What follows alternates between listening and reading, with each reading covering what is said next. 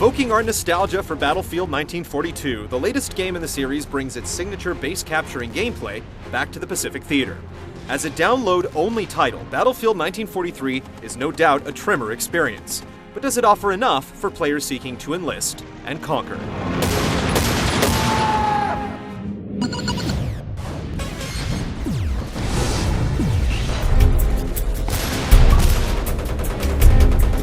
(1943's) options are limited. There's no single-player campaign, and only 2 multiplayer modes for up to 24 players.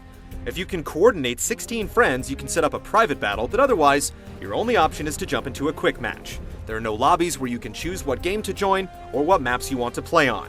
There are only 3 maps, and the game doesn't shuffle them very well, which often results in the same map repeating 4 or 5 times in a row.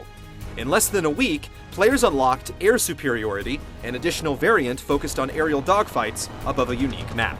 While you're always part of a team, players can also join up into squads of 4. There are several incentives to grouping. You can respawn beside squad members in addition to captured bases, you get special bonuses for avenging fallen comrades, and you can select targets to coordinate attacks. Being that you can still do your own thing regardless of whether or not you're on a squad, there's no disadvantage to joining one. Since achievements and trophies are limited for downloadable titles, 1943 has a broader award system that rewards players for a variety of actions, like killing efficiently with specific weapons or vehicles, or for playing defense and so on.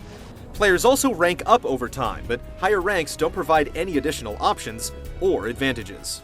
Battlefield 1943's launch has been greatly hindered by its overwhelming popularity. During the first 3 days following the game's release, the wait times to simply start a match were as long as an hour. If you were lucky enough to get into a match, you could stay with that group indefinitely, but the packed rooms made it virtually impossible to link up with friends. Things are running smoothly now after the rough first weekend, but it's frustrating to purchase a game only to have to wait several days before it works properly. Server issues aside, Battlefield 1943 is still rather one-dimensional with only one real game type and a handful of maps. So it's the core gameplay that will have to keep players coming back for more.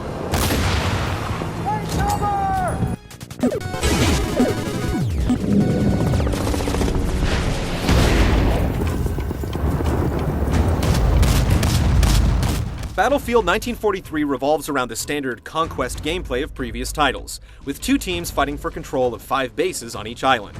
Each team has a life bar that ticks down with every kill, and if one team occupies more bases, kills deal more damage to the opposing team.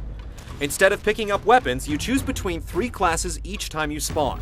Riflemen are effective at mid-range and can launch grenades, infantry come equipped with wrenches to repair vehicles and rocket launchers to take out tanks, and finally scouts have long-range sniper rifles that can plant charges to defend bases against careless attackers. You can also take charge of vehicles scattered throughout the islands, including boats, jeeps, tanks, and planes. Airplanes are intentionally difficult to control, however, so would-be pilots will need to put in some practice before taking flight. Additionally, each map has an air raid bunker that lets you call in a squad of bombers, allowing you to take out whole clusters of enemies at a time.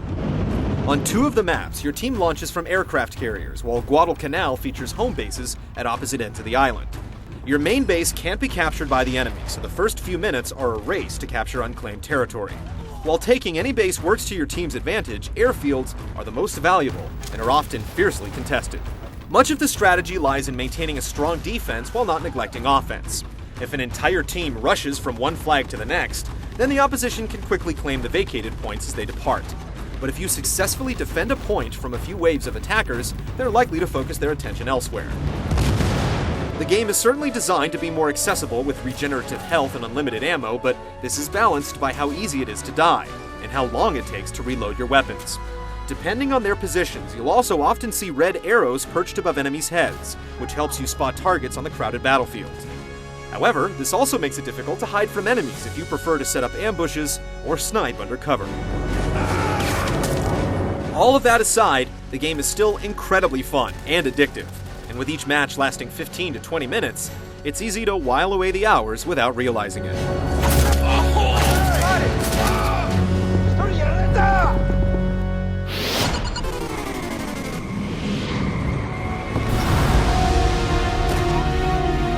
Battlefield 1943 runs on a modified version of the Frostbite engine that powered Bad Company, and features a good deal of destructible geometry and some nice details like the dazzling oceans.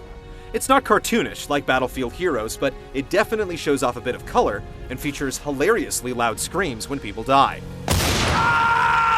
The game looks nearly as good as a full retail title at times, but there have clearly been some concessions made somewhere along the line. Case in point, the German sniper rifle that's curiously filling in for the Japanese, apparently due to budget constraints. There isn't much in the way of music aside from the title theme, and it gets quickly tiresome as you wait to connect. While Battlefield 1943 doesn't feature much in the way of options, there's still a lot of room to experiment with the different tools and strategies it puts at your disposal. Players looking for variety won't find it here, but for $15, it does a great job of keeping you hooked for hours on end.